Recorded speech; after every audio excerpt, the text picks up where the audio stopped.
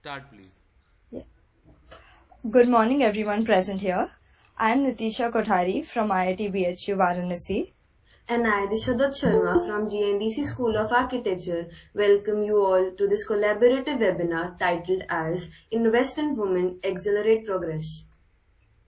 Today, we have gathered here to embark on the journey of women and their significant contributions to society across various fields such as science and technology, medical and healthcare, business and entrepreneurship, art and culture in lieu of International Women's Day that is celebrated on 8th of March every year. It is a global recognition of the achievements and contributions of women throughout history and in contemporary society. It serves as a reminder of the ongoing struggle for gender equality and advancement of women's rights. Women have made significant contributions to the field of architecture, which has been regarded as a male-dominant profession throughout history. Despite facing various challenges and barriers, women entered and designed innovations. From trailblazers like Zaha Hadid and Denise Scott Brown to contemporary visionaries making waves in urban planning, interior design, and sustainable architecture, women have left an indelible mark on the architectural landscape. As we delve into these discussions, let us not only celebrate the achievements of women,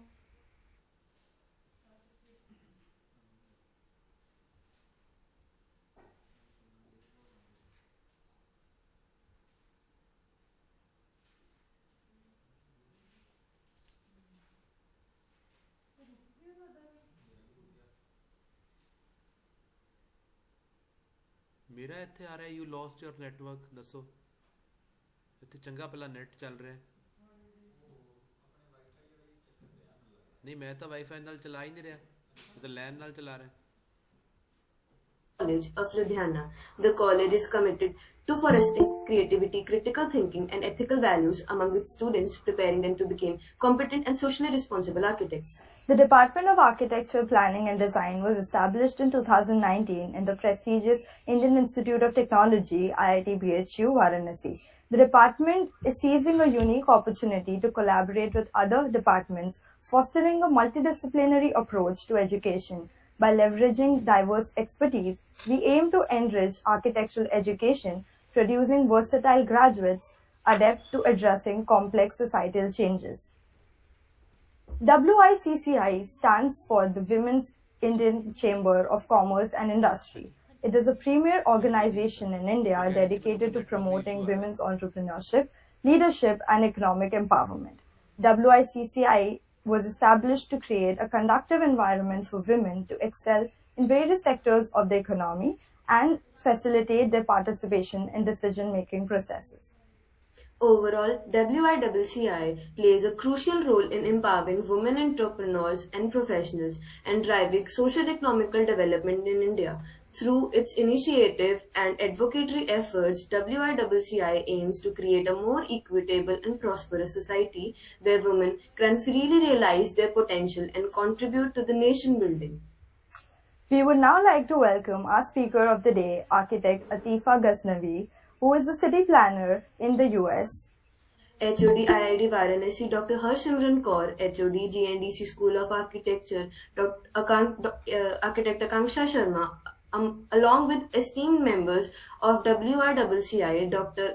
Architect Ranjit Kaur, Chairman, Punjab WICCI, and Architect Preeti Ji Bhatia, Vice Chairperson WICCI Punjab, and Dr. Architect Prabjot Kaur, Member Architectural Council WICCI, along with the faculty of GNDEC School of Architecture and IIT Varanasi and the architectural enthusiasts. We request HOD GNDEC School of Architecture to acknowledge the guests.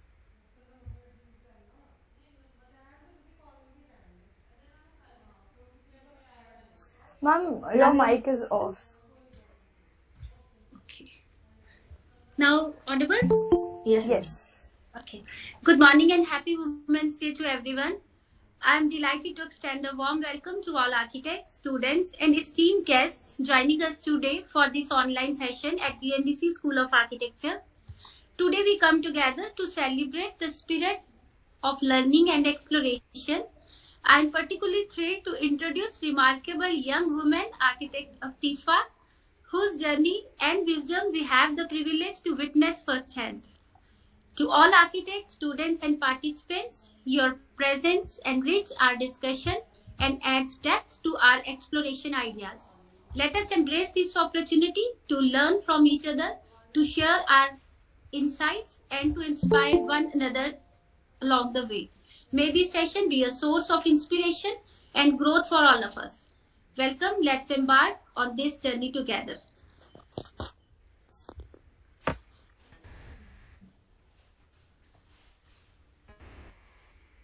Teshna? Disha? Yes, ma'am.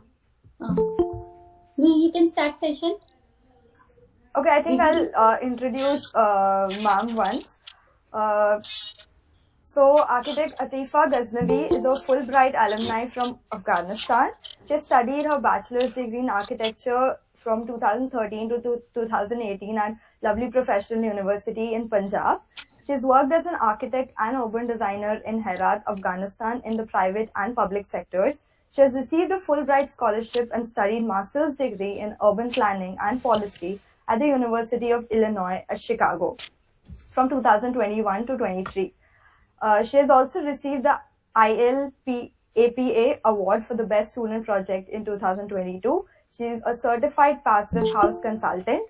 She works as the city planner at Mayor's Office of Economic Development at the Aurora Municipality, State of Illinois, US. She is currently pursuing AICP and LEED certifications. So, ma'am, we all welcome you, and the stage is all yours. You can begin. Thank you so much. Thank you. Hello, everyone. Very good morning. Hello, Akanksha, ma'am. It's great to meet you again after so many years. I'm so excited, and thank you so much. It's my honor to be in this session and sharing my journey with you all.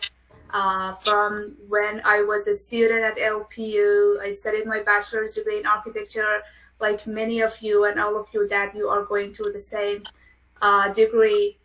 And then I'll walk you through my journey until up to now, that what I have done.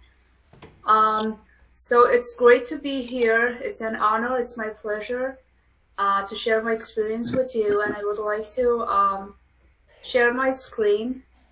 I have put together a very, let me see, a very short presentation. So I'm going to skip. Can you see my screen? Yes, ma'am, we can see. Great. So I'm going to skip the first parts of the introduction. So today I'm going to talk about myself a little bit, about the prestigious Fulbright scholarship that I received, and through that I studied my master's degree in the United States, my journey at University of Illinois at Chicago, what could be the potential scholarships, funding opportunities if you want to study in the United States, what are the current and future trends in field of urban planning and architecture in the United States. And we're going to have a questions and answers session at the end, but please feel free to drop your questions in the chat or ask me directly, and we will do our best to complete the session within the time which is allocated. I also have a set of questions already sent to me, and I tried my best to answer those questions as well. So a little bit about me. I'm a Fulbright alumni from Afghanistan. The hosts introduced me already. I studied my bachelor's degree in architecture at Lovely Professional University. I had the pleasure to be a student of WICCI and Akanksha ma'am, and I had very wonderful mentors at LPU, at Lovely School of Architecture and Design. I started my bachelor's degree in 2013. I got a government scholarship again. So my academic journey all were sponsored and funded by scholarships. I had the privilege to use these opportunities to, grow further in my career and in my academics as well. And I would like to thank you all of my mentors at LPU, that where I am right now, it's because of, your guidance and how you showed us the way, you lighted up the way for us and made the things much easier for us to learn and grow than it actually could be.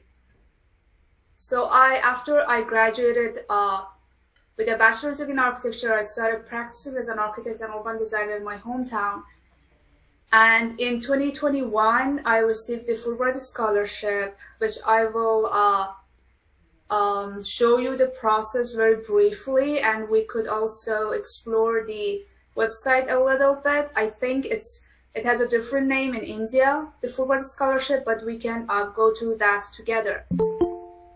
So it was a fully funded scholarship, and during my master's degree, we worked on project and we received a state-level award, which is the Illinois APA Award for Best Student Project in 2022, which is a very prestigious association or institution, I can say. I'm also a certified passive house consultant, and currently I am a government employee. I work as a city planner at the Mayor's Office of Economic Development in Illinois. And I am also, it's a never-ending journey of learning, and I am pursuing, getting ready, prepared for my AICP exam and LEED certifications as the next steps of my career. So this is a little bit, very brief about me. So the next thing that I'm going to talk about is the Fulbright scholarship. I think, so basically this scholarship, every country has a number of seats dedicated to them. And I did a little bit of research about India, and I think they have a total of 56 awards for fellowships, PhD and masters all combined. And it is known, they have this, if you see, let me just make it. Okay, this is better. So if you see on the left, it is called Fulbright Commission in India, and this is a LinkedIn page that you can follow, and they have all of news and everything which is coming up. Their sessions, anything related to Fulbright will come onto this page, and that they also have a website dedicated to it. And in India, it is called USIEF, United States India Educational Foundation, which administers Fulbright scholarship. So let's go to this website very briefly. So if you go to this website, then also Google it, usief.org.in. Let me see.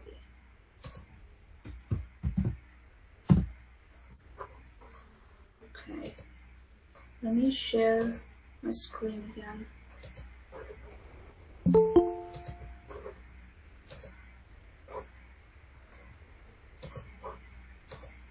Okay, so you go to this website, and then they have the very first one, they have Fulbright fellowships.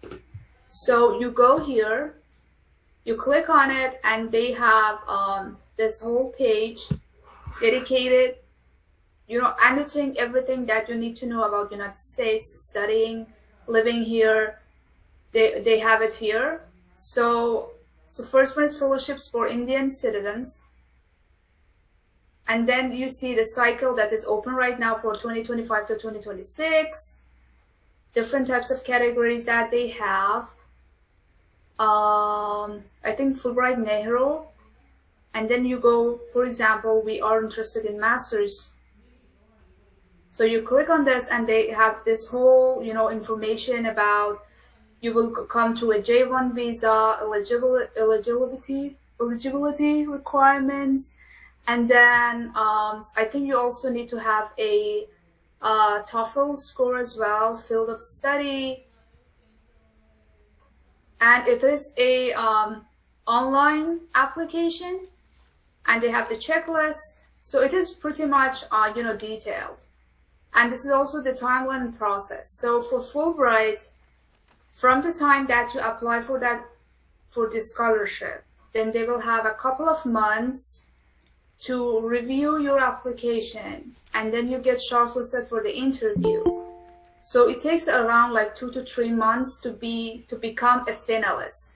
When you become finalist, then you spend another 1 year to go through the necessary exams. For example, TOEFL, GRE are required, and then you take your admission. So it takes another 1 year that you actually start, your master's degree here.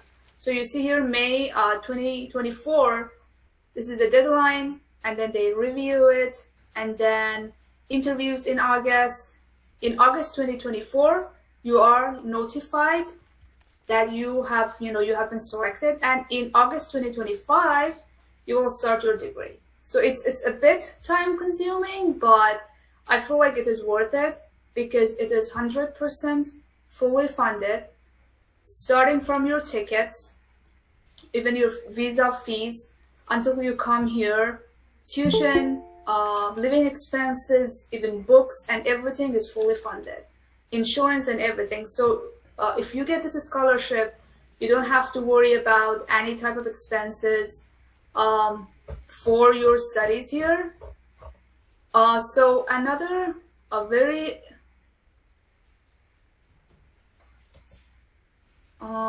important thing here, we have the announcements here. So in announcements, they also have a lot of in-person and online informational sessions, which are, for people who actually study. So each country, they have a little bit different criteria and evaluation criteria, I can say. So people, for example, people from Afghanistan, they are evaluated a little bit different. And people from India, they have a little bit, different evaluation criteria. So if you attend these sessions, there are actually people, alumni from India, and they have better, more updated information about the process. So if you go to this one, I think, was it this one? Let me see. No. So they had this session, I think it's in Pune, and they actually talk to students or people who are interested and walk them through. So if you follow this and you check out all of these announcements, you can get a lot of great information here. And it is not only for Fulbright, it is also for people who are coming personally and privately funded. So again, they say, for example, for graduate study, how to get started, what is the timeline, what are the tests, how you are paying for it, what are the visa types that you are coming. So I feel like this is a pretty useful resource for people who want to come to the United States and start preparing in advance. Okay, so let me see. So this one was about Fulbright. So I would like to know if there is anything particular about Fulbright that you want to know. Is there any questions specific to Fulbright only?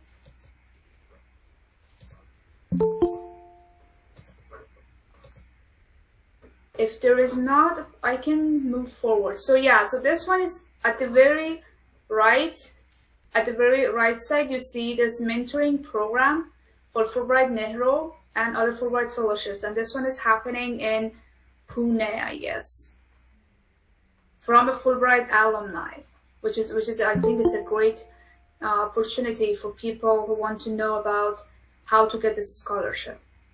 And they keep holding all of these informational sessions, and if you follow their page in LinkedIn, you will get a lot of updates about what they are doing. So this one was Fulbright. Yes? Is this scholarship applicable to all fields? Well, it's I think for every country they have a priority that which sectors they give it's more important for them. And for India, I could not see architecture, but I saw urban planning. So I think for urban planning, they provide this, but that actually depends on how you formulate your statement, your future plans. If you show it in such a way that you can link your future goals, your career goals to architecture and how it could be useful for your country and what great impacts that you can make, that I think maybe you can pursue your master's in architecture as well. Okay, ma'am. Thank you. No problem. So I think they also have free of charge mentoring as well, that they match you with a mentor. And then you can also, have one-to-one sessions with them as well, and they can guide you through the process. What are the main questions? What they are looking for? How you can maximize your chances of getting this scholarship. Okay. So, ma'am, in the entire process, like, what is the major thing that is required in the application? Is it the SOP, or do we have to send in a portfolio as well? Well, portfolio, I think it's very general application. They do not look for specific things. And what we submitted at my time, I had my degree and transcripts, and then I had a TOEFL score. Okay. And then you should also have, you are going to write two statements. One is a personal statement and one is a professional statement. So personal is what you have achieved so far, and professional is what are your goals, what are you trying to make, that what impact you're going to make. So those are very, very important parts of the application, and you submit that online. And then you get shortlisted for the second round, which is the interview. And Okay. if you pass the interview, you are selected for this scholarship. Okay.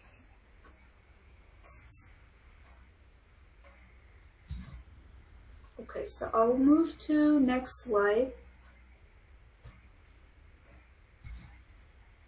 This is a very important and useful resource.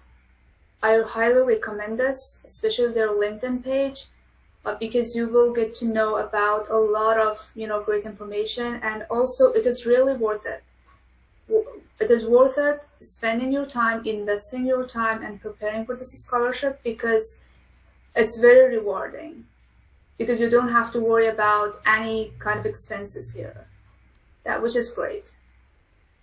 So the next one is, I'm going to talk about my university, University of Illinois Chicago, where I studied my master's degree.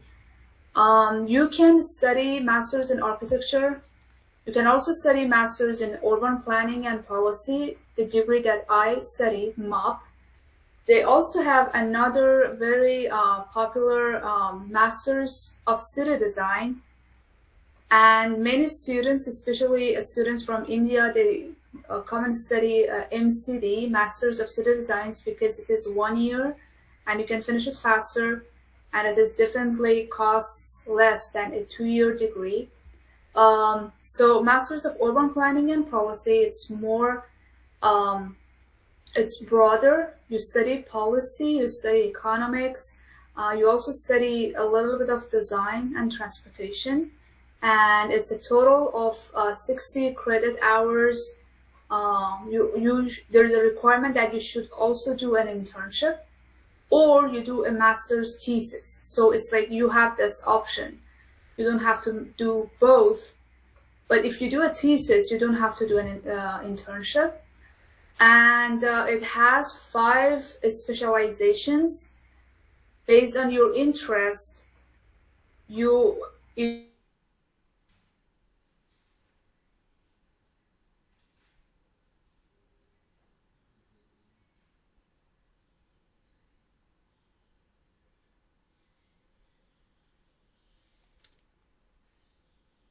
की हो गया यार?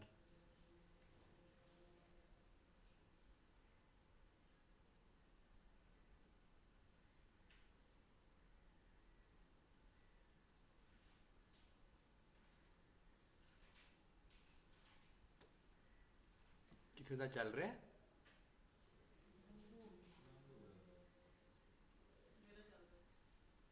ਤੁਹਾਡੇ ਮੇਰੇ ਤੇ ਲਿਖਿਆ ਆ ਰਿਹਾ you lost your network connection.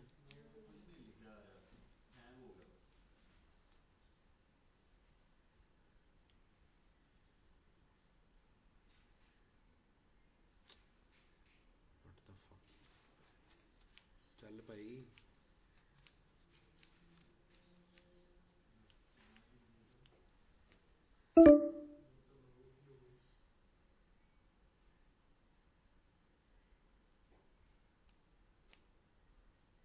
Graduate as an urban designer. The field and job market is also good for Master of City Design as well. And there are these two links that I shared here. When you click it, it will take you directly to the web page of each of these programs, and also MOP Handbook, which there they have explained what are the requirements. And I think for this one, you do not need a GRE. You just need to have a TOEFL score, and you can get admission for this. So the next one is, I feel like I am very proud and I'm very happy that I studied at this university, because it's one of the highly ranked government universities in the United States, especially in the School of Urban Planning. They do a great job at, how keep students up to date with the current trends and, what's happening in the industry.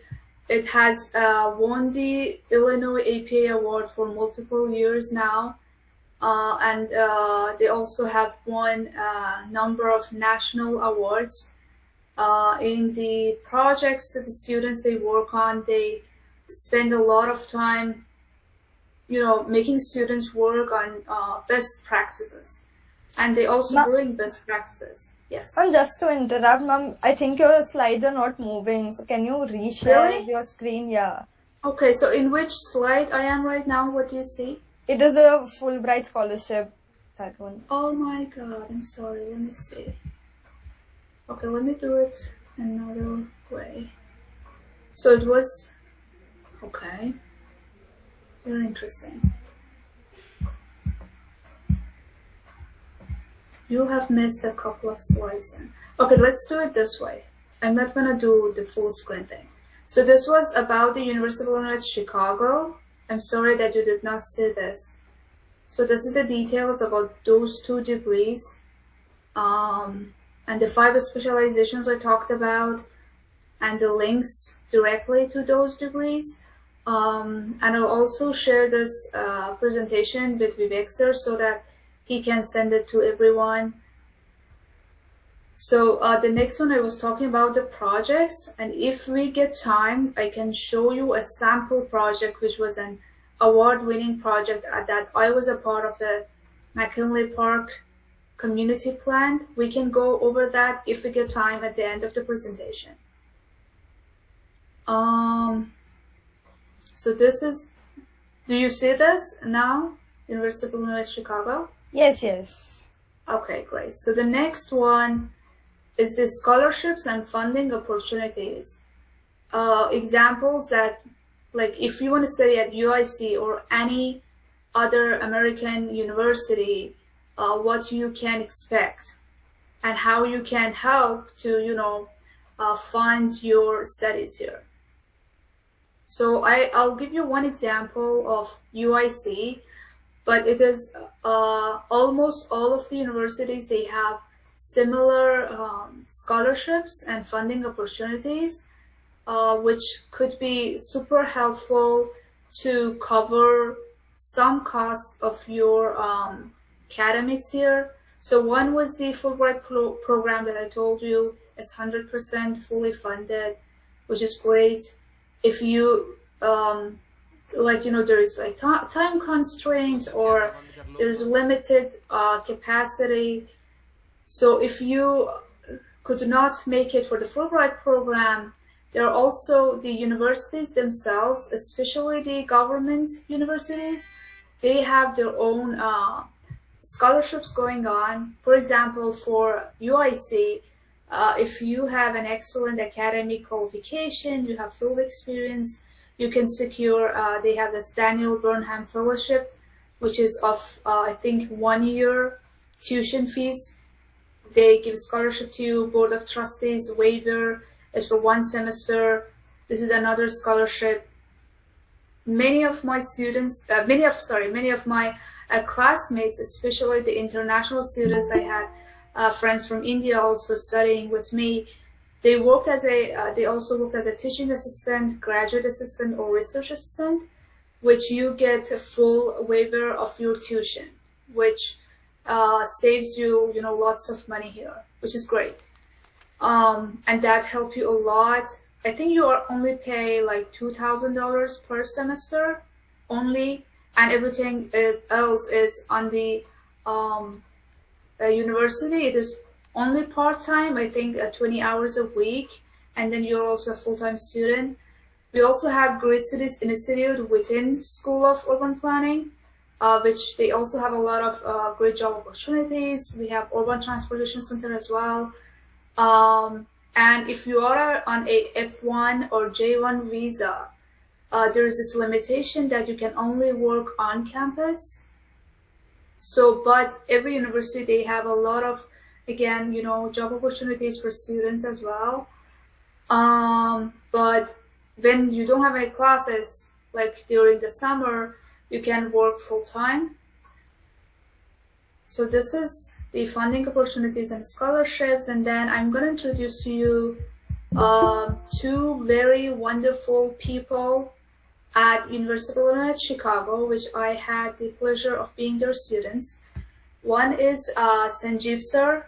He is a very eminent professor and department head of the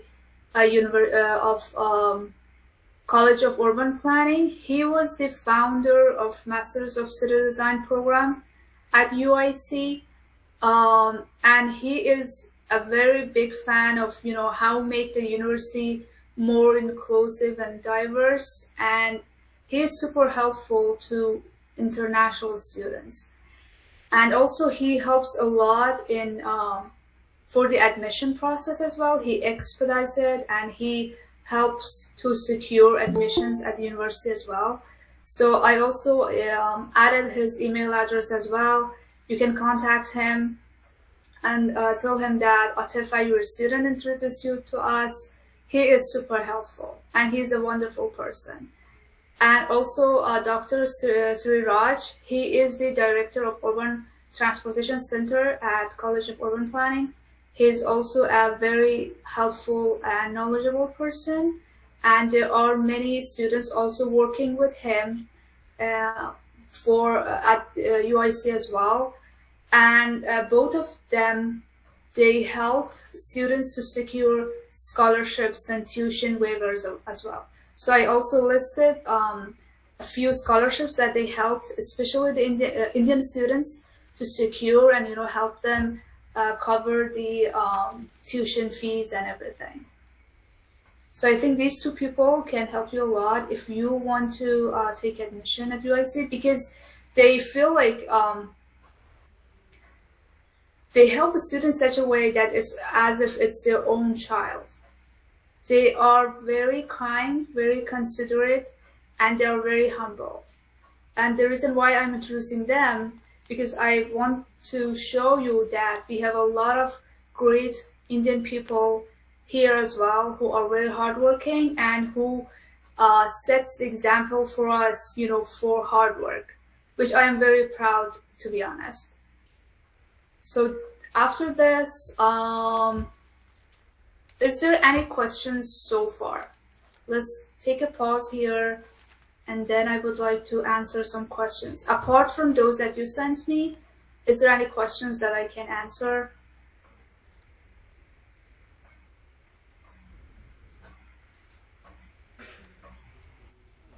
No, Atefa ji, we are very, very happy that you are sharing so many details, not only from your university but also the scholarship Fulbright scholarship details. I'm sure these details will help students in a great way.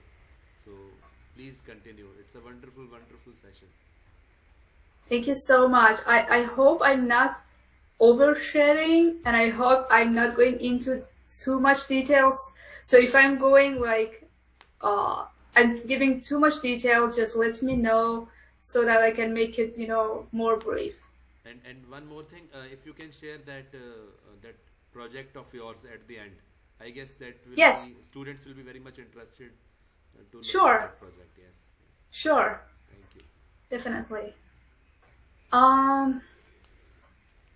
So then I have the last slide. I think is about the current and future trends in the field of urban planning and architecture in the United States specifically. So I think this was also another question that I received from students, that what do you see, what is different urban planning in India and United States, which this is quite relevant to that question as well. I think what I'm gonna do, I'm gonna go through the slide at the very end when I'm answering the questions. But for now, I will show you one example, one award-winning project that I had the pleasure of working on that project, and then what you can expect when you come to UIC and you study here. Okay, let's see. Let me open the...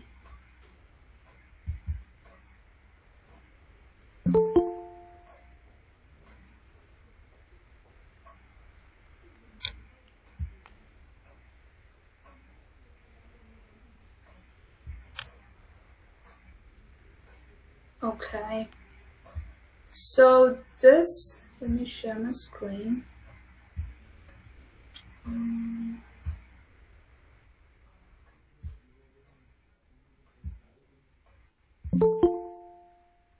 So this project received, so little bit about American Planning Association, known as APA here.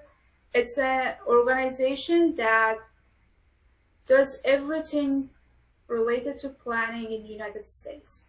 Administering, monitoring, controlling, implementation, enforcement, something licensing the planners, oversighting the education. I mean, everything related to urban planning. Something that Council of Architecture, COA, does in India.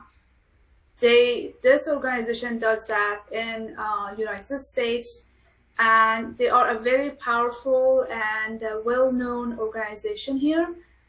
And winning an award from this organization is, is such a prestigious award for everyone. And this also was one reason why I secured my current job. So this helped me a lot, and this project was one of the summer project for Masters in City Design, which was related to urban design mostly, and it was a part of the design team. So a little bit about this project. So this project, we wanted to talk to the community. They had some priorities set, and then they wanted to make it more specific, to have some strategic plan for their community. And interesting thing about this, that they had they were a combination of Asians, Chinese speaking. They had people who were speaking Spanish and also English. So the challenge was that we wanted to include all of those population, and we did not want to have any language barrier. So everything that we did here, we translated in 3 languages, which was pretty challenging, but it had a very impactful result. So we went through the agenda. So this is, it was a multidisciplinary and endeavor, and there were multiple organizations involved in this.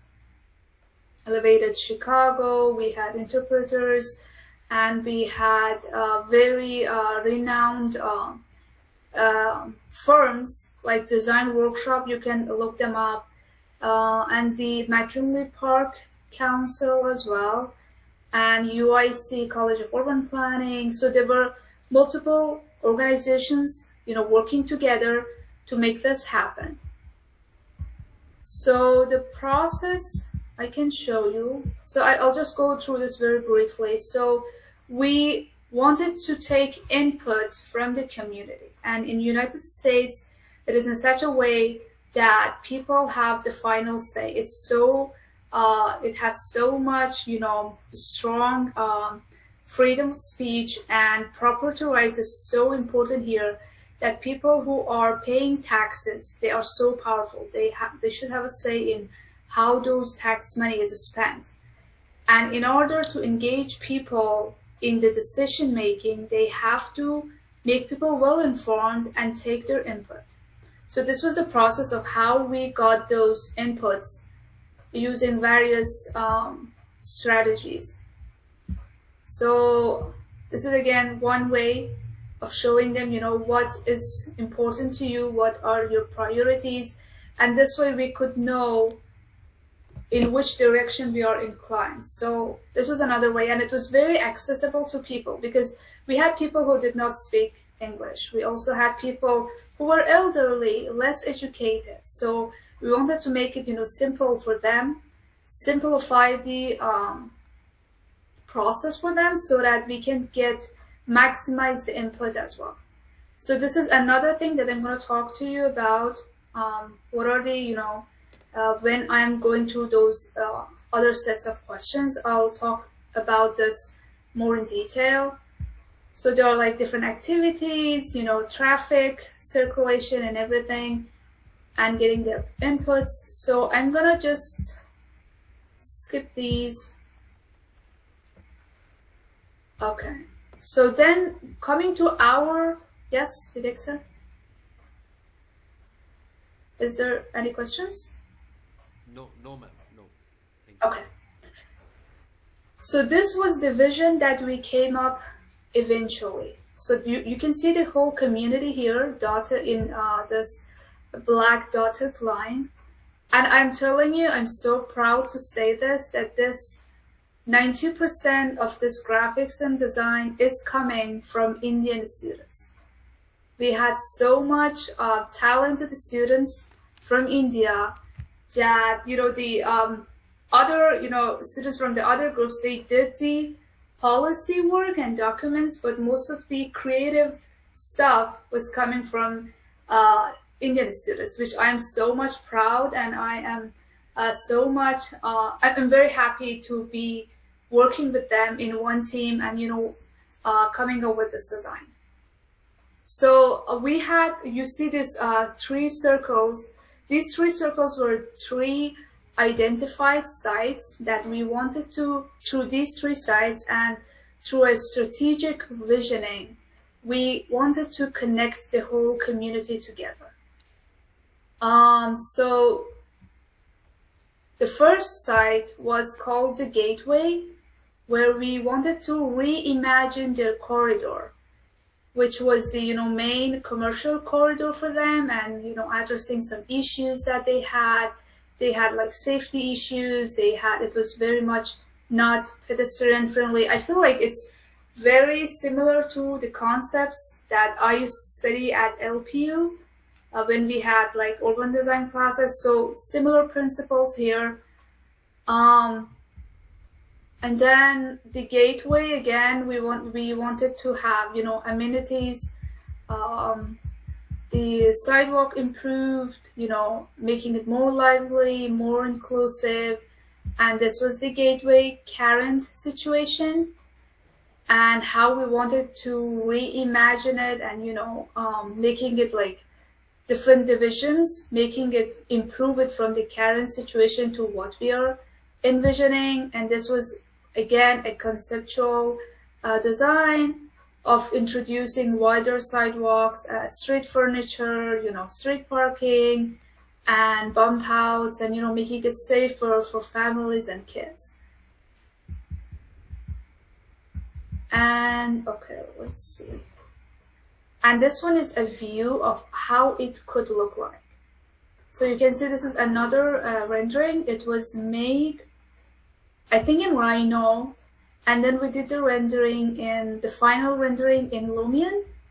So this is, you know, the final vision, which people, they really liked it because they were seeing what they wanted, their vision for their community in this picture, and it was very well received. So similarly, we went through the same process for other two sites. This one was the hub. We wanted to make it a transit-oriented development, which was around a train station. We wanted to have housing, parks, and again, similar concept. We wanted to be more pedestrian-friendly. So this is again how we reimagined it. You can see the train station, and we had the parking. So this whole thing was a parking, and then we made it into a community park. And then we introduced, this is a vacant land, and then we introduced, you know, apartments and housing, affordable housing here. And then we tried to connect the transit center to the park and people who are living around it. So this was called the hub. This is another view of that community park, and you see the train station at the background, which was again another successful vision. Okay, so I think there were different alternatives of the density of the housing, less dense, more units, how to play with the parking, having more green space versus having less green space but more, you know, housing units.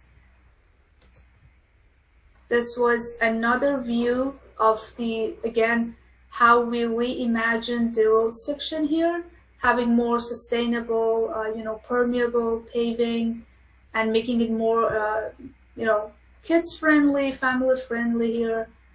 So the last part was very important because most of the cities here, during Industrial Revolution, they had a lot of factories and industries. But as like coming towards, you know, end of the 20th century, entering 21st century, so the industry was like fading away, and there were like more different dynamics of the market and technology. So people did not work for the industry rather than moving to other sectors. So there are a lot of industrial sites and buildings which are abandoned, and communities here, they struggle a lot to revitalize and reuse those assets which are abandoned right now.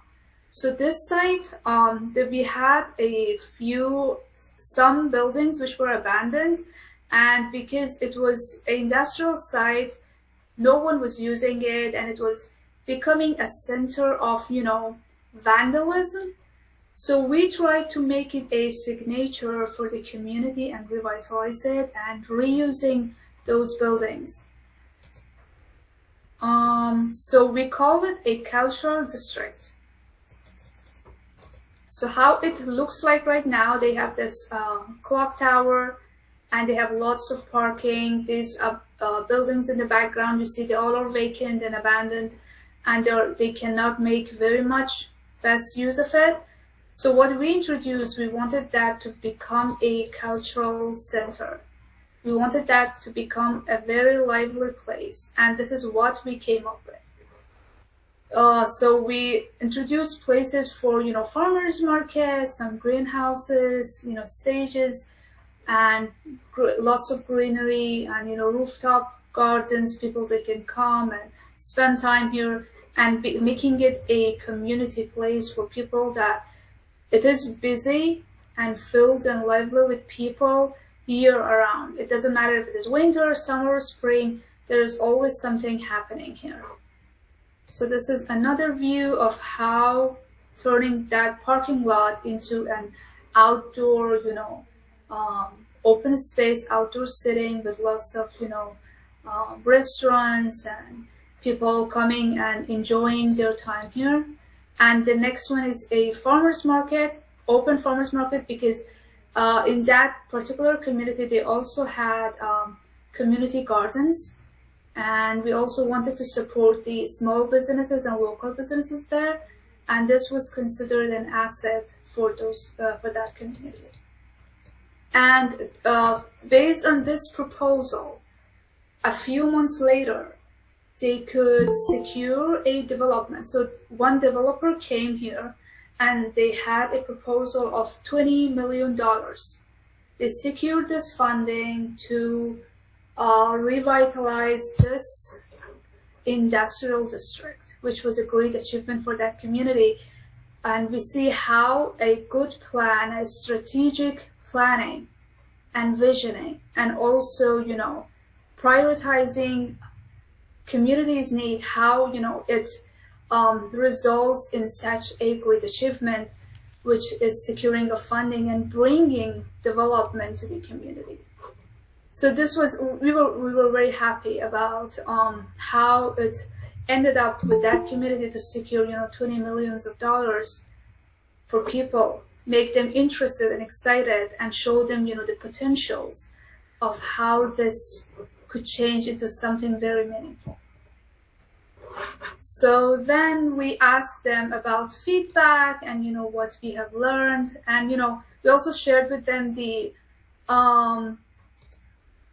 full document, the very final document with them, which is used as a formal and official document for that community. So this was one project, and this is only one glimpse of what we are doing at UIC, and there are many, many wonderful other projects that people are working on. And they try their best to, you know, bring best examples from across the country, sometimes across the world, to teach students to look at the issues, you know, or related to, or you know, planning and architecture and everything, and make them and help them to look at those and solve them with a different perspective. So this was one great example, one project. Thank you. Thank you so much. Is there any questions related to this project, or, you know, in particular? You know, anything, any questions that you have?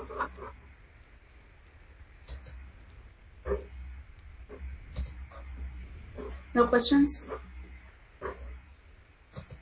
Yes, Atefa ji, I have one question.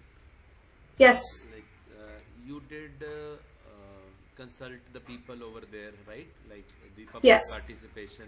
I saw Yes. one question, like there were many circles, and Yes. at one side of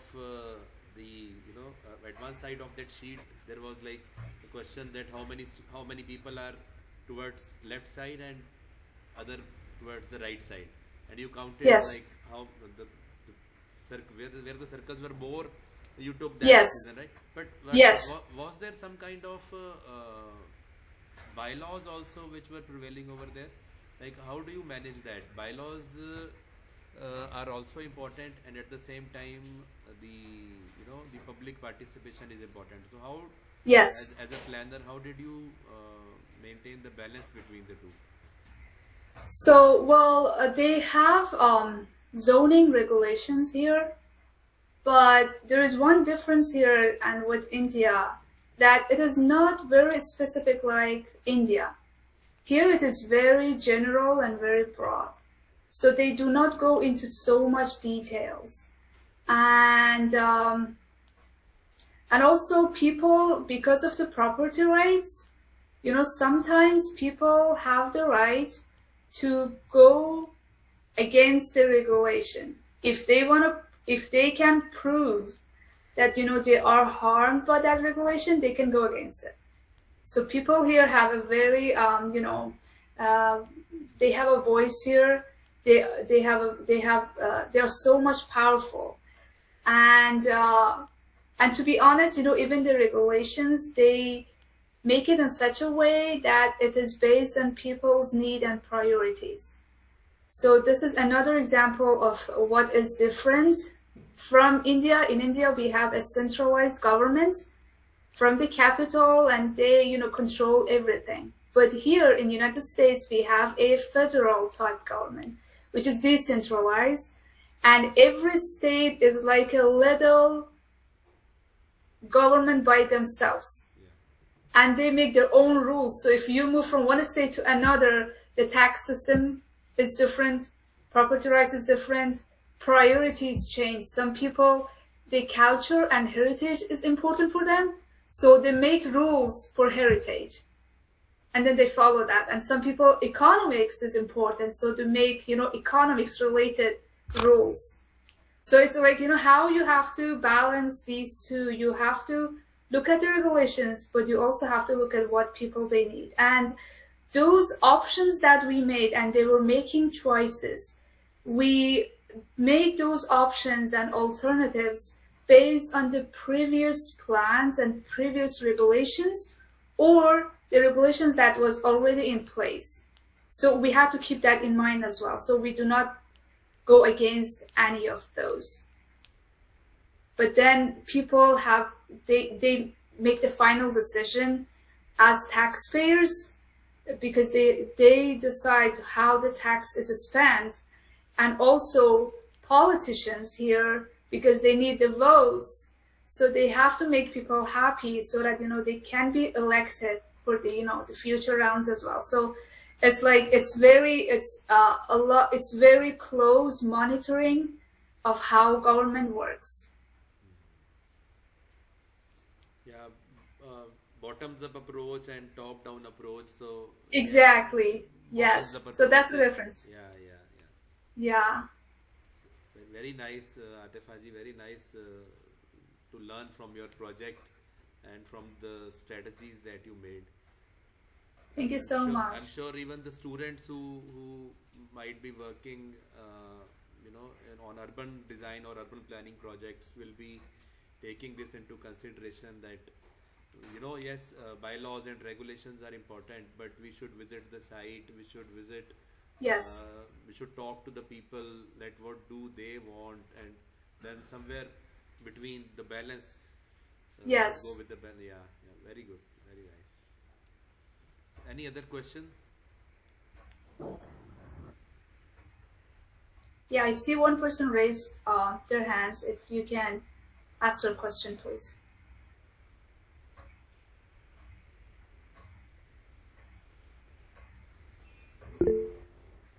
Baljeet. Yes, Baljeet, you may ask a question.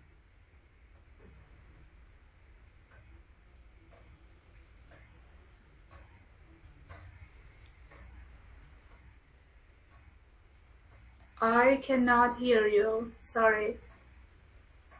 What kind of... Hello, Atefa ji. Hi. Ma'am, can you tell me what kind of software you are in urban planning? Yes. Like remote sensing and all?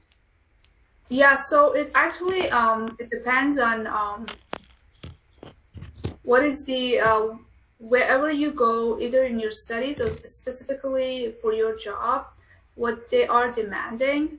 And here is what I have noticed so far. So if you want to work as an urban designer, I think we use a lot of Rhino, Revit.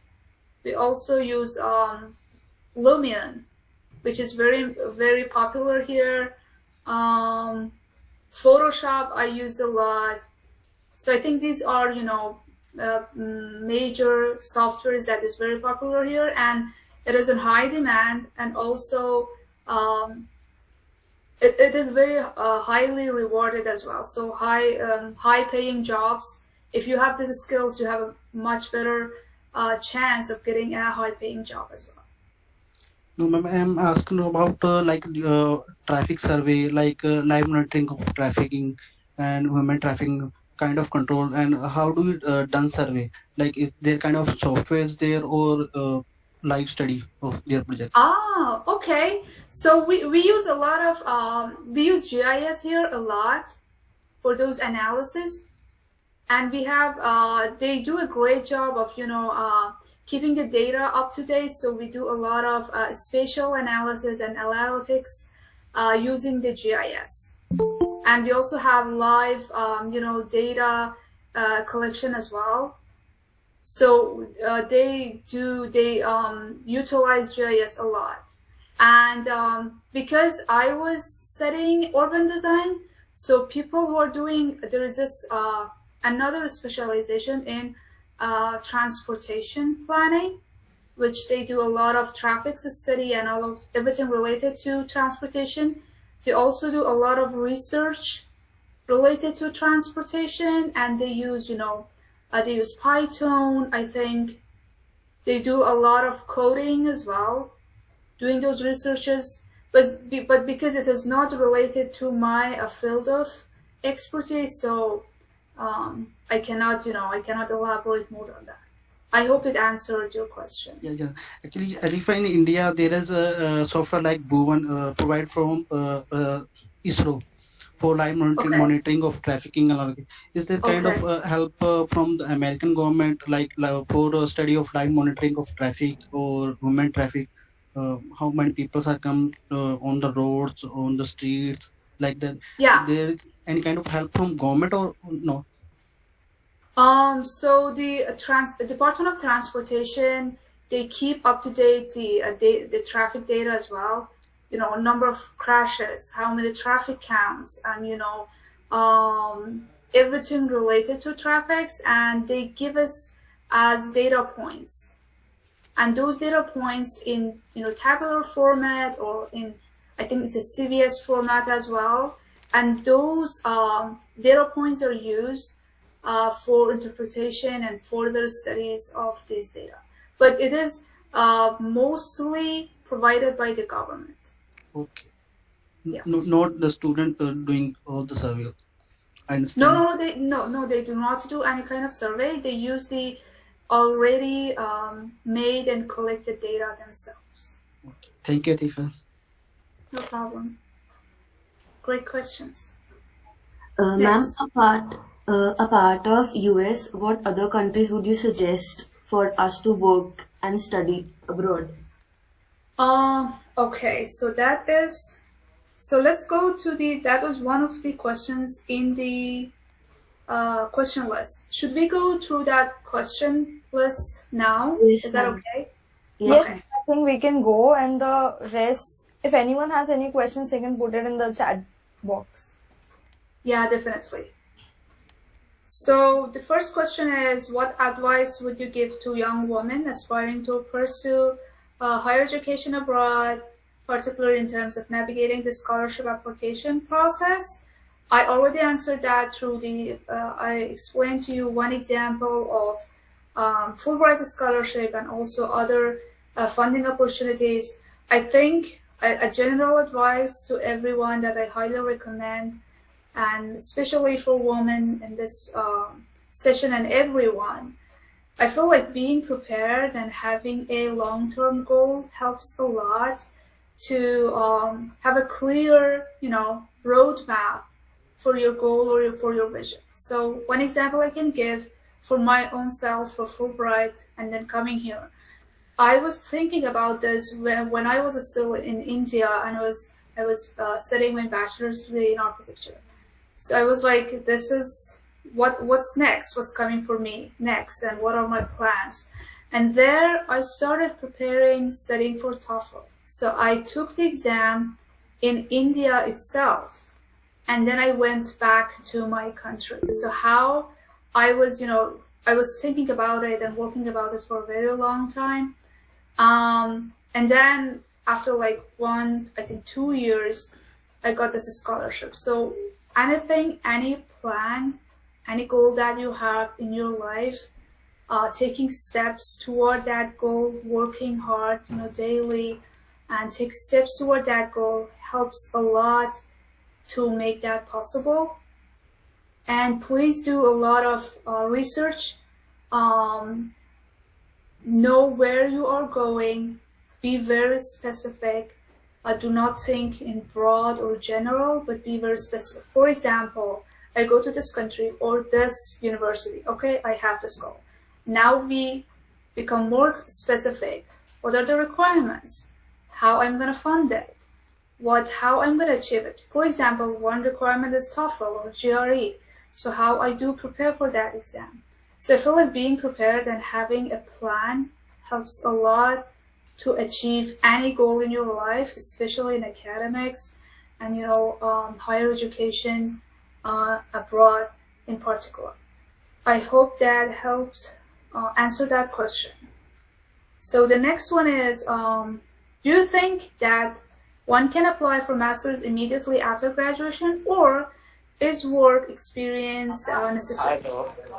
कैसे हो कैसे हो और भी आज तो सूखी लग रही कल कड़ी चावल plus Okay, so that question is actually it depends what are your future plans. So one way to look at this question is if you want to fund a scholarship. So many scholarships, including Fulbright, or like there is this very popular scholarship for UK. It is called Chevening Scholarship. That's 1 year master's degree. There is this scholarship for Germany. It is DAAD dot scholarship, and then they require you to have a little bit of professional experience before you apply for that scholarship. That's to become eligible for that scholarship. So this is one reason it's great to have professional experience. But then when I applied for Fulbright, I graduated in 2018 and I applied for that in 2019. It was less than a year professional experience, but I could show that in such a way that how my academics, because I had a very powerful academic background, so that helped me a lot to kind of fill that gap of the less professional experience. So it really depends on how you formulate your future goals and how you write your statement for that scholarship and your application. So the other way to look at this is your long term in that field. So when we study for bachelor's degree, I remember of my time, we study a lot of topics. We have a lot of classes like sustainability, we have architecture, history, we have building services and everything. Everything comes to us all together. And because to get that degree, we have to study everything. Okay, but when you go to that field of architecture, when you're going for your internship, or you start as practicing as an architect, you do not get to work on all of these. You will be, narrowed down to a specific part. For example, you work on sustainability, you work on history, and then there you find your niche, you find your interest, what really inspires you, and also what is really needed and in high demand in the market, in the field. For example, analysis, research, transportation may be very popular. So you find your area of interest through professional experience. That helps you a lot because it helps you to have a clear understanding of your career path. And all of us, we invest, years of studies and also investing a lot of money on our studies. So it's great to make a meaningful decision because that's going to stay with us for the entire life. So I think that is another reason it's great to have some professional experience. And also in master's degree, you do not study everything all together. I told you, you are going to be specialized in one area of interest. And it's great to figure that out. What is your area of interest so that you can get more focused to it. And then you have, all of your skill sets and everything is very well tailored towards that field so that you're also, much, more successful in your career as well. So I think it's good to have some professional experience before studying your master's degree. I hope it answered that question. So the next one is question number 3. Could you suggest few good colleges to pursue masters in architecture allied fields, including product design, interior design, and urban planning? I think I have to do more research on this, but I highly recommend University of Illinois at Chicago. I think it's great. I highly recommend government universities because they have in terms of tuitions, it is less expensive than private ones. They also have a very high ranking. Government universities has a very great reputation here. It's great to be study at a government university. They also have a lot of funding and scholarships and job opportunities. So I think it's great to look for government universities rather than private ones. Product design, I am not very much sure, but all of the architecture schools, they also have interior design. So if you find a great architecture school, they definitely have a great interior design department as well.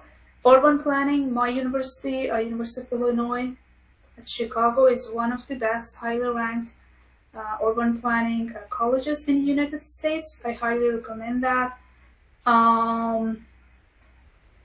And then, okay, so another thing is that in order to practice as an architect here in the United States, they have similar conditions for Canada, UK, Australia. I have heard that you should be a licensed architect here.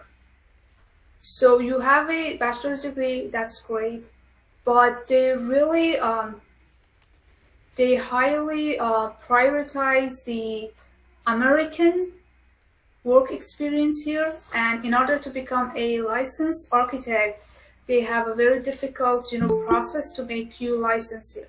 You go through a very rigorous, difficult exam, and then you have to have, I think, a complete number of, 3,000 something hours of professional experience in 6 fields. So it's very difficult, and it takes years to become licensed here.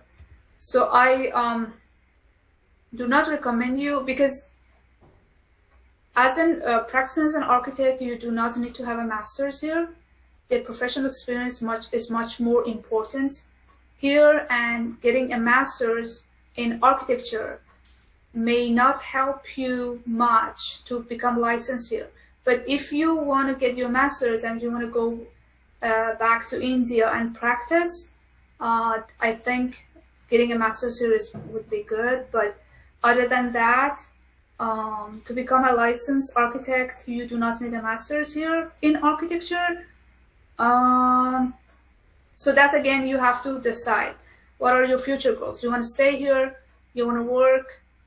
If in architecture, so then you should work for many years here to become licensed. And I can give you one example of one of our seniors of my time, Rohit. He was from Bhutan, and he was an excellent, one of the best students in architecture school at LPU. He worked for many years in Bhutan. He moved here. He has a lot of experience in architecture. I mean, it's like more than 10 years now. But he moved to the United States. Now it's around 2 years that he's practicing, but he is not an architect. He is an architectural designer, which is not a licensed architect. So it's very difficult to become licensed here. So that's one limitation of Masters of Architecture or practicing as an architect, which was another question. Which countries you are? Atefa ji? Yes. Yeah, sorry to interrupt you. Acha, you said it is very difficult to practice there as an architect, right? Yes. But if I have skills, if I have a degree even from India, and I have skills like all the software skills and basics of architecture I know, I have good design aptitude, software skills I do have. So, is it that difficult to get a decent job? You can get a job. Yeah. You can definitely get a job. You can work as an architectural designer. You can work as an associate, but you do not have the authority to sign on construction drawings. That needs a licensed architect. You should always work under a licensed architect. So yeah, so that's you can get a job, and the salary is decent, but it's not equal to a licensed architect here. Yeah. Suddenly one thing struck my mind. Okay, I will not be able to sign on or approve a particular Yes. project. Yeah. I will not be a licensed architect, but I can study urban planning there, and I can Yes. become an urban planner, and then I can Yes. frame strategies for architects to. Yes, exactly. So this is actually my strategy of how I come up with that vision of but actually that architecture degree helped me a lot to making all of these visions and strategies and helping people to visualize.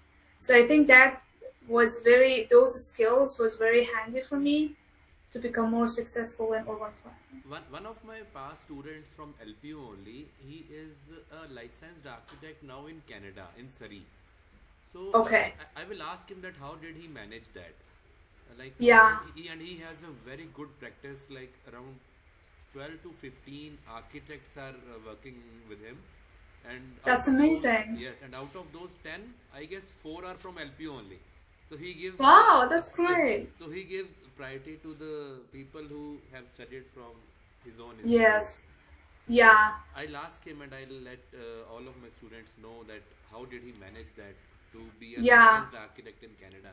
As you said, it is not possible in United States. But Yeah. I think every country they have their own process and requirements, and I think Canada is much easier to become licensed.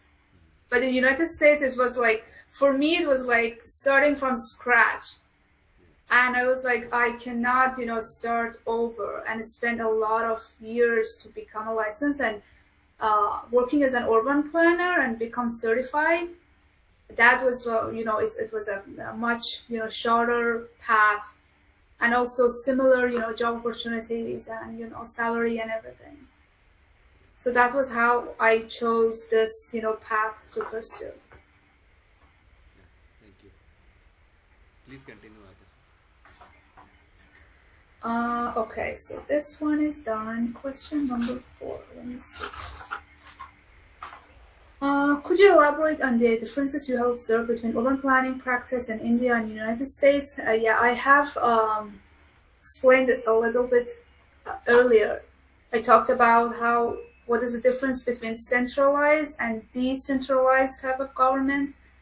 And also there is a very, so when you come here, I feel like in India, when I was studying, we had a much broader perspective, and we also we used to look at the best practices and best projects across the world. But here, like in the United States, they have a little bit of more inward perspective. They are very much focused within the United States, and if they go very much further, they will look at Europe. And I feel like it's a little bit isolated, I can say. So, and also, like, if you come here, everything that you say is everything related to United States only. Politics, history, culture, heritage, and everything. And it's a very different dynamics in terms of economics. And I talked about democracy and property rights and everything. And very sad thing when I past history, when I learned about it here when I was studying my master's, that like in 1940s and 1950s, they started segregating people in terms of race and ethnicity. So they used to, when that was the start of, automobile and suburbs, so more wealthy people, they started, making their own communities and living in enclaves. And another thing is that people who pay higher taxes here, the government takes the tax and spends it back on the residents. It's not like everyone have equal access to infrastructure and amenities. So people, even now, if the wealthy communities, because they pay higher taxes, the government will spend more money on infrastructure. And communities that pay lower taxes, they are not very much, they do not have very much access to education, to public schools and everything. So this is another difference, that how, the tax system works here. And at that time in 1940s and 1950s, so because the people with lower income, they could not afford living in, higher income communities, they started, grouping together in one specific geographic location. And they started segregating it and giving priorities to people who were paying higher money, higher taxes. So that happened at that time. A few decades passed, and that resulted in a lot of racial and economic disparities and segregation. And now, starting like late 90s, starting in like sort of 21st century, they have realized that this was not a good practice. So they are trying to undo their, the wrong practices. So right now they have a lot of, they work on the, how make things more inclusive, how to reduce segregation, how to reduce barriers. But it takes a lot of time, to make things right. So right now they are more into equity, into inclusiveness, making it more accessible to everyone, which I feel like I have never faced as such thing when I was studying in India or even my country. In our region, it's not like that. We don't treat people like that. But here, it's a very different, context, very different cultures that you're like, there are some communities that they have faced a lot of disinvestment, that no one, it's like in terms of, safety and the, living condition. I have like the poorest places in my country or even in India doesn't look like that, which is very sad. I was very shocked. I was like, this is not the perception that we have of, Western countries and their culture and everything. So when you come here, you deal with a lot of, differences here, and you have to adapt, and you have to learn how the politics and culture and everything work here, so that you can, relate to it and, start helping to, improve the conditions here. So that was a huge difference for me, which was a bit, they call it like cultural shocks. This was one of those differences that I saw. So what else? I also told you about the property rights. They will have to engage the residents into the decision making. And every decision, like I work for the city, I work for the municipality, and everything that we do, it has to go through the city council. There should be a public hearing. People should be very well informed. There's a process we have to go through to approve everything. And we have this final votes. People, they vote yes or no. If the majority says yes, it is approved. If people oppose it, they have to, you have to start over the whole process. So that's great that people, that they include the voters or residents in the process, which is great. What else? So I think, yeah, and it is highly car oriented, car dependent. I mean, I really miss the public transit that we had in India. We have a very strong, rail system there, bus system, everything. You can easily go anywhere, any part of the country using buses and trains, and you do not need to own a car. But here in the United States, except for very few metropolitan cities, like Chicago, I used to live there for 2 years. They had a very strong public transit. New York, Boston, there are very few who have public transit. Other than that, they have so much suburban life here, and everything is very far. You cannot walk at all. You have to own a car. So right now, because of my job, I moved to Naperville, and it's a suburb, and it's like bus does not exist here, and we do not have any trains here. So I have to drive a car everywhere. Even if I go to a grocery store, buying my very daily things that I need, I have to drive a car, going to work and everything. So it's I think it's a very huge difference. And if you want to study here, because as students, when I was a student, owning a car is very, it's very expensive. So living in Chicago, I had this privilege to use the public transit and do not worry about, going here and there and transportation. So it's great. If you are also searching for universities, you also see how the transportation works there, and if they have a public transit, and if you end up owning a car, what will be the expenses and everything. So this is a great thing to keep in mind as well. Okay, what else differences I can tell? I think it was pretty much it for this. What else? Okay, what resources and support system do you find most helpful using your journey towards securing a government job abroad? Okay, in general, securing a job,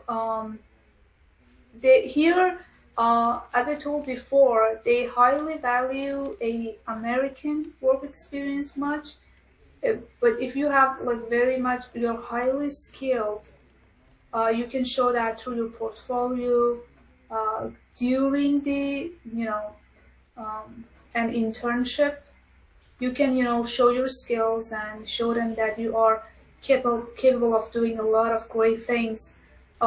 Universities, they have a lot of job fairs, recruiting events. They have a lot of internship fairs. I remember my time at WICCI. They had a recruiting division only for students, and they had a process for international students how to secure a job.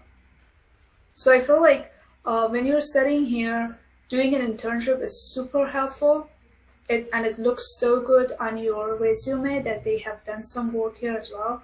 So I highly recommend to, along with your work, whenever you have holidays, doing an internship will be great. And also, international students, we come here so fresh hand. We don't have a job, so-called American work experience here. But they also value a lot the international certifications. One is the LEED certification. So the current trend here, people are very much going towards sustainability and green energy. So if someone has a LEED certification, they will give preference to that person. So I feel like at least getting a LEED Green Associate when you're still in India, that would be super helpful. When you come here, it makes it much easier for you to secure a job. And because we come here with visa, so in order to work, you should find an employer. So for 1 year, you can extend your visa and work, okay? You can make it as a work visa. But after that, an employer should sponsor you so that you can continue your work. and it will cost them money and time, and not every employer they are willing to sponsor international students, especially government jobs. They do not provide sponsorship.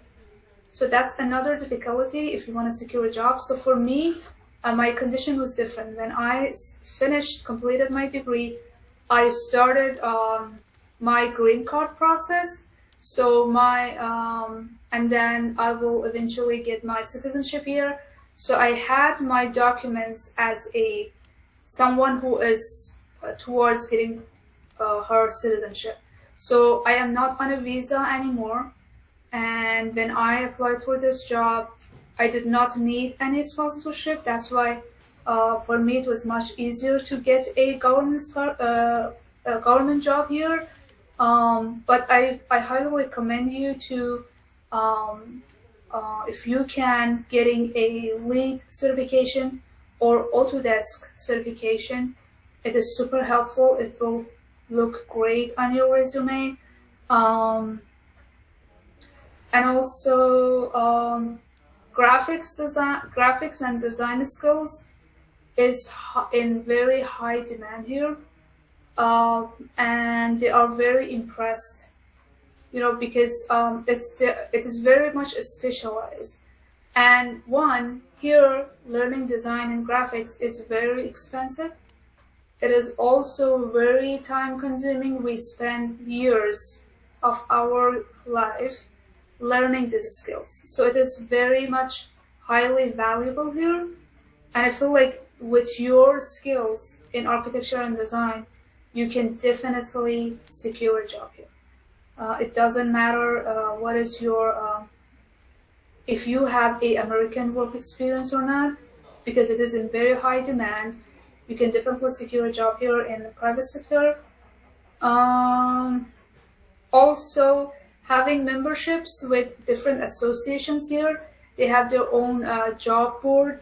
They announce it, and I think another very useful source for me was LinkedIn. Here, LinkedIn, I mean everywhere in the world, but here there are lots and lots of jobs posting, every minute, every hour. So that was a great source for me as well, to search through LinkedIn, and also searching employers who can sponsor your visa. That's super important. What else? I think, yeah, this was it for question number 5.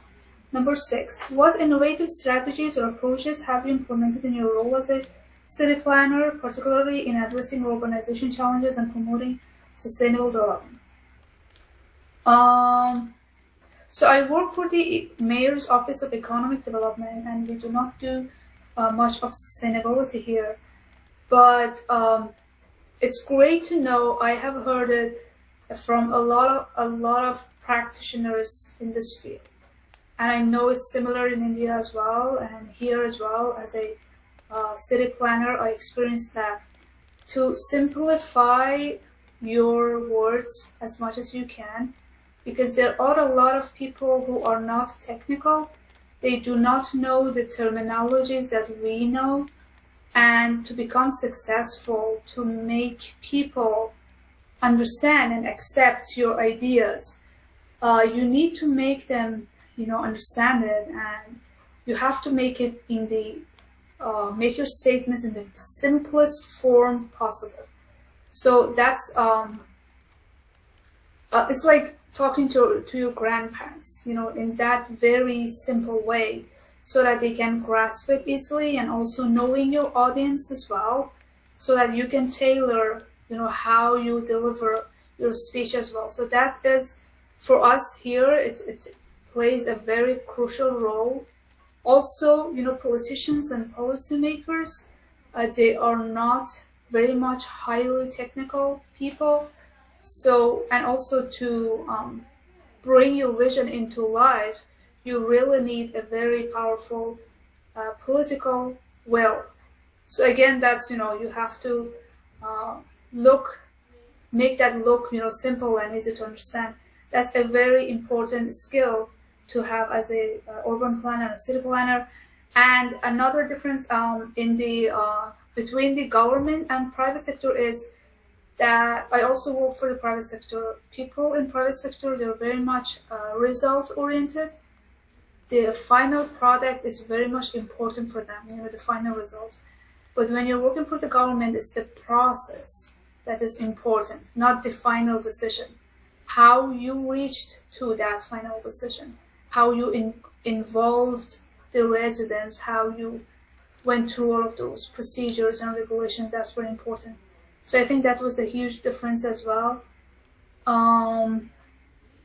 So that was one strategy which I think is very helpful when you're practicing, especially for the government sector. And also trying to use illustrations as much as you can rather than words, because people, they are very much, they highly agree and accept and will perceive illustrations, visuals rather than words.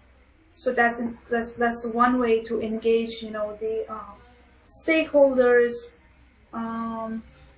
So that was this question. Okay, and also always be ahead of the game. Always do a lot of research. Always do a lot of data collection, and back your decision or vision with lots of data. Because there will be, if people, they do not understand that, they're gonna oppose it. So it's great to back your vision with lots of research and always be ahead of your time. That's what I do. I do a lot of research for every project. And one reason why it is successful, because for every project that to be successful, you have to spend time developing and developing strategies and everything. So I feel like doing research is a great, and for good practices, for best practices in the field, that's super helpful. So this is it. Question number 7. Could you share some lesser known sources, strategies?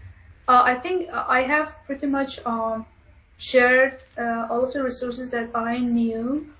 Fulbright was a major one,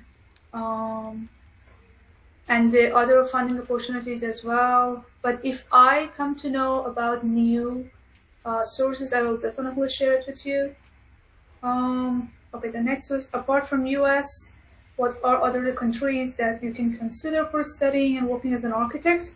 I told you this limitation of becoming the licensure process.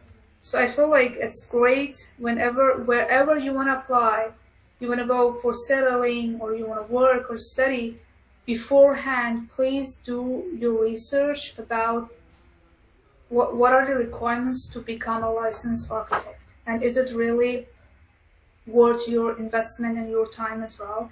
Is it difficult? I feel, as we talked earlier, I think Canada is much easier, but in the United States, it's very difficult to become a licensed architect. So please do your research beforehand to any country that you want to go.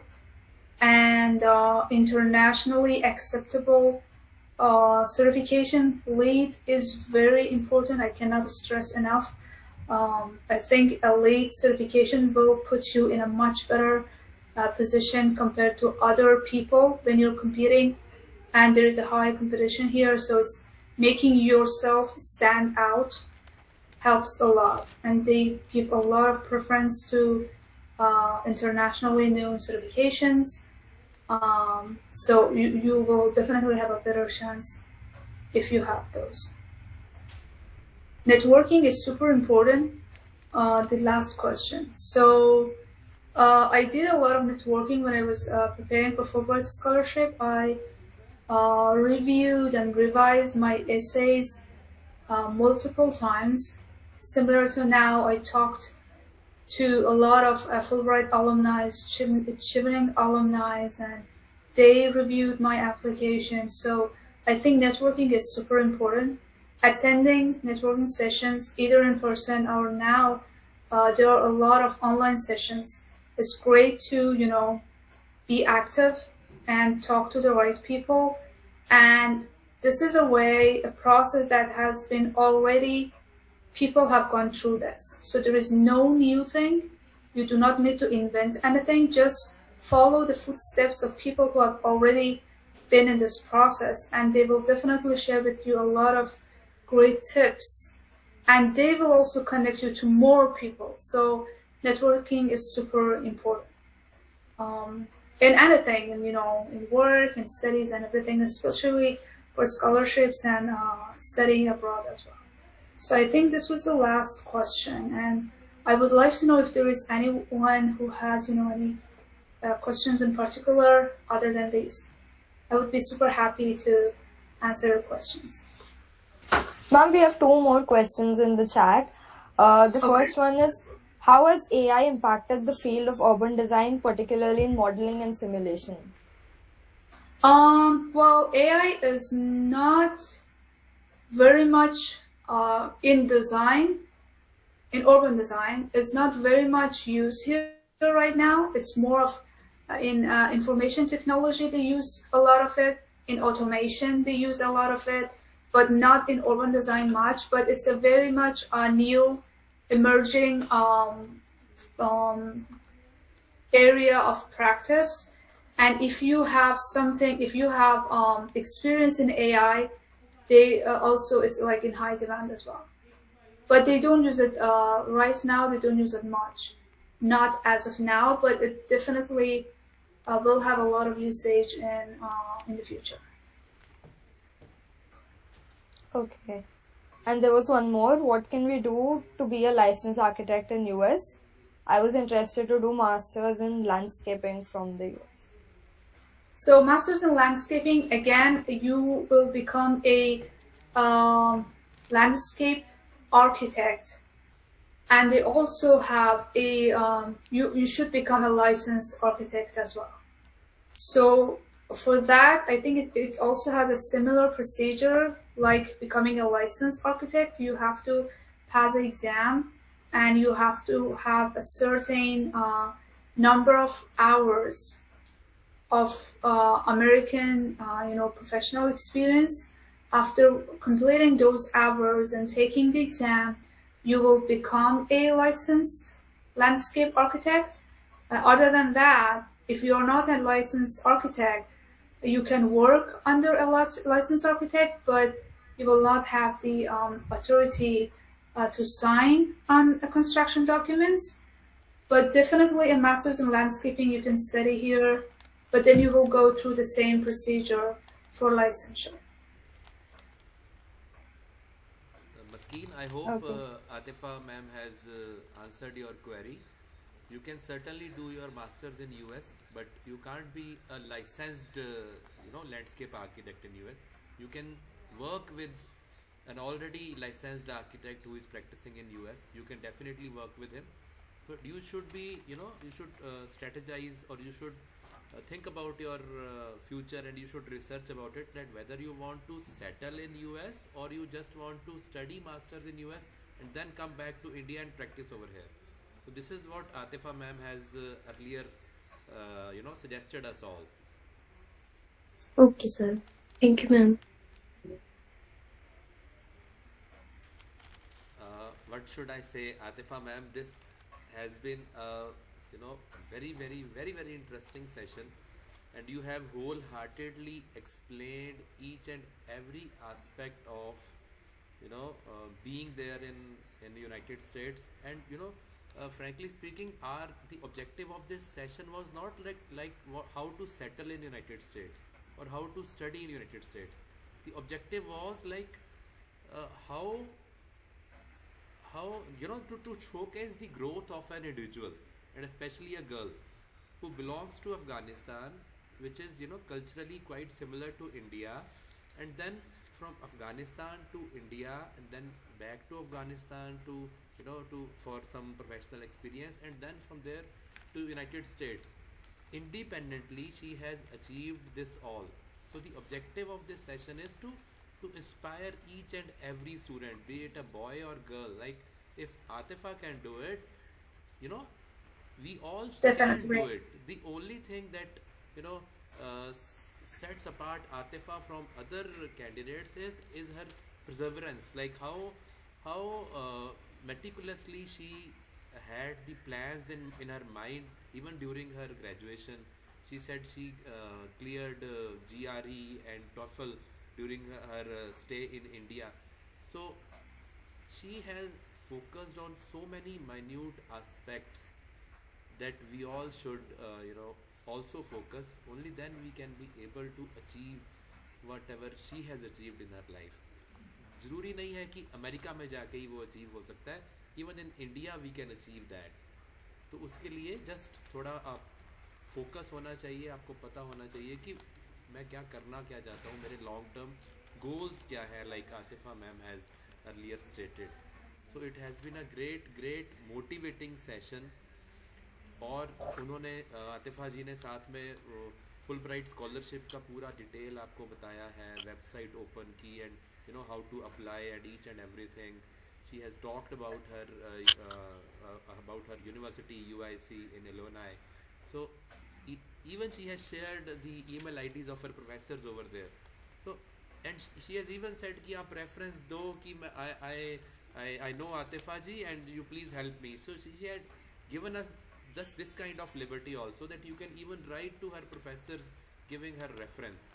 But for that हमें सबको serious लेना पड़ेगा अपने careers को. और we should also be very focused about our career. wonderful and I'm so proud that I had this opportunity to be your teacher. Wonderful. Thank you so much. Thank you so much. Thank you. Very true, Vivek sir. And thank you, Atefa. The learning experience you provided was truly insightful and inspiring. I have no doubt that our students have gained a wealth of knowledge from your experience. Thank you so much. Thank you. It was a pleasure. It was an honor speaking with you today and sharing my knowledge.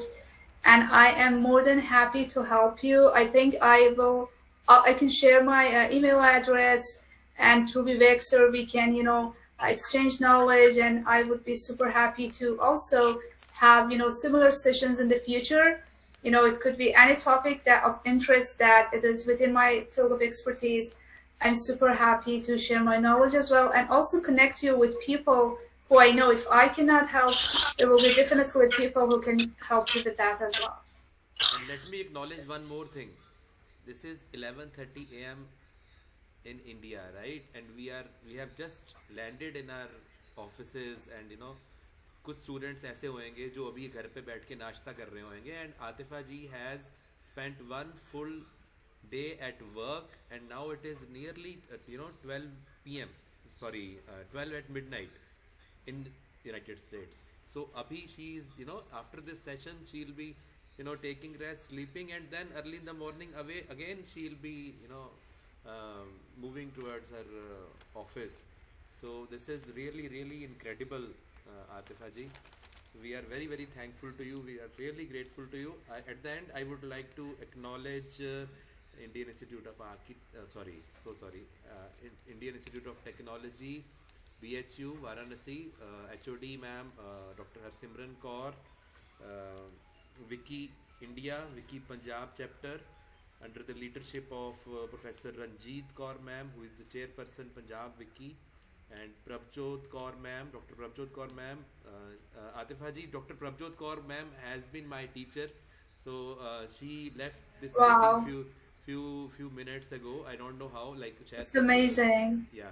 So she was even listening to your presentation and your work. Wow, so, that's amazing. Yeah. Architect Preeti ji Bhatia, Vice Chair Punjab WICCI. I would also like to acknowledge Architect Inder Kumar ji and Architect Dharini Midda, who were faculty coordinators from IIT and from GNDEC School of Architecture. Thank you so much, Atefa. It was really wonderful, interacting with you and hearing from you. Thank you.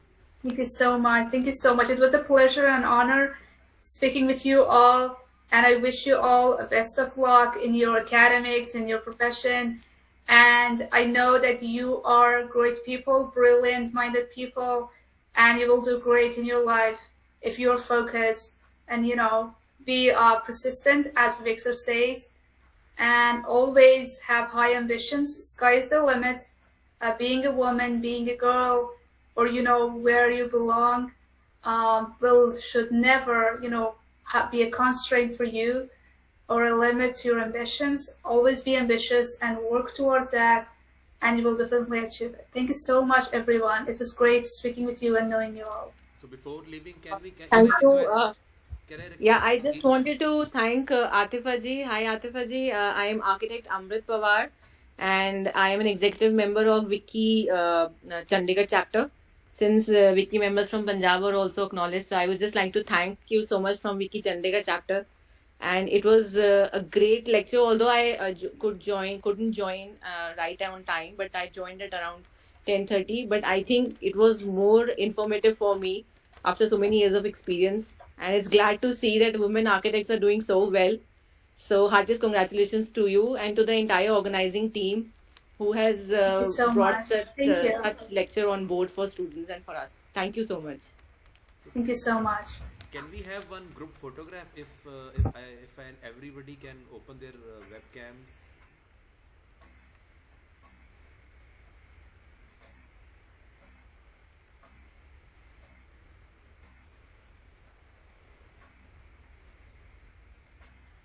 Just a moment.